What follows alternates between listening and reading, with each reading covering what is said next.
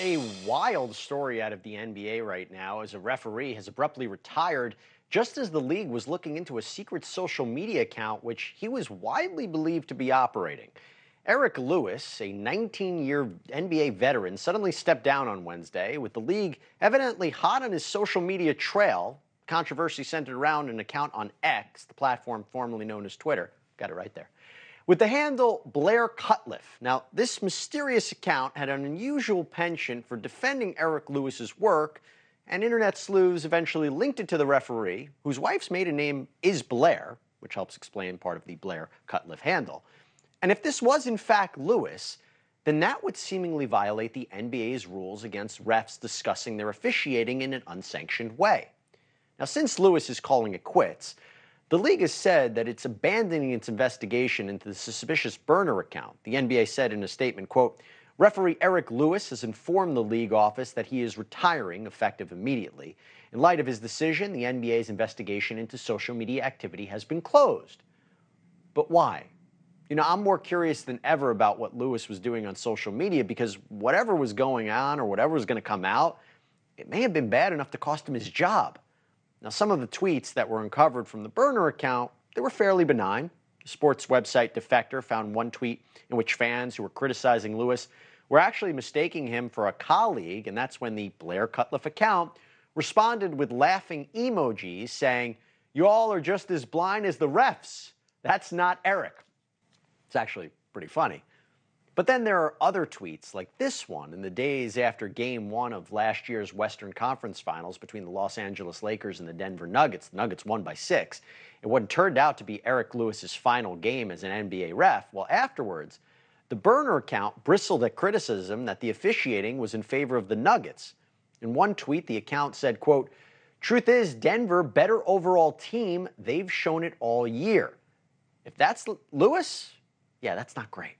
For a ref to publicly acknowledge one team in a game they're officiating is better, but even if they might be thinking it, what if a close call at the end of that game goes in favor of the team he believes is better? LeBron James didn't seem to like the optics either after the Lewis story was first reported. The Lakers star, whose team lost that game that Lewis officiated, he took to his own social media account to ask if the story was true. Note that raised eyebrow emoji at the end there.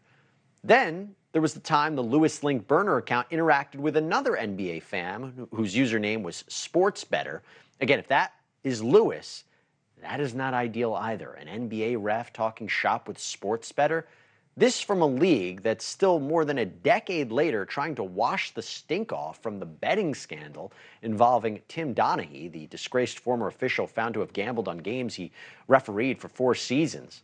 Look, every bit of information that has come out thus far suggests that the burner account linked to Eric Lewis was doing nothing more than defending his work. So I have no reason to believe that his motives were more sinister than that. But with sports betting now legal in 37 states, shutting down investigations prematurely is not something the NBA ought to be doing. There's just too much money on the line for the league not to be completely transparent about everything it does. And yes, maybe some embarrassing information would come out in that investigation, but that's much better than leaving unanswered questions, allowing cynics to think the worst, right? Isn't it a bad look? Well, let's talk about it, because right now I'm joined by Trevor Lane. He's host of the Lakers Nation and NBA front office show. He's been following this story closely. Trevor, thanks for coming on. Isn't it a bad look for the league to just stop the investigation?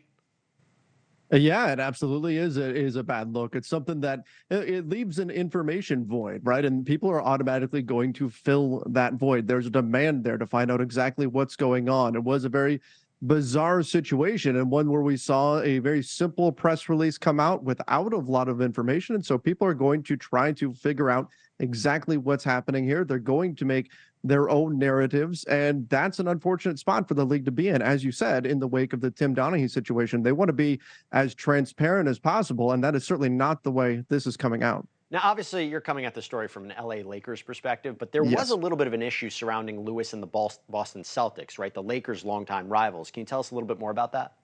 Yeah, so there were, before any of this stuff happened, there were some internet sleuths who were able to figure out that Lewis did have some ties, or family members anyway, who were big fans of the Boston Celtics. And if you're a Lakers fan and you're watching Lewis officiate a game between the Lakers and Celtics, or this historic sports rivalry, Well, that's not a great look when you have to start wondering about whether or not there could be some bias coming in that form. Now, that said, it's also pretty much impossible to find somebody to referee professional basketball that has no ties whatsoever to basketball fandom from their past. But nonetheless, having someone whose family is made up of Celtics fans refereeing a Lakers Celtics game, well, Lakers fans weren't super thrilled about that. Thank you for watching. Go to newsnationnow.com to find News Nation on your cable provider. And don't forget to click the red subscribe button below to get more of News Nation's fact-driven, unbiased coverage.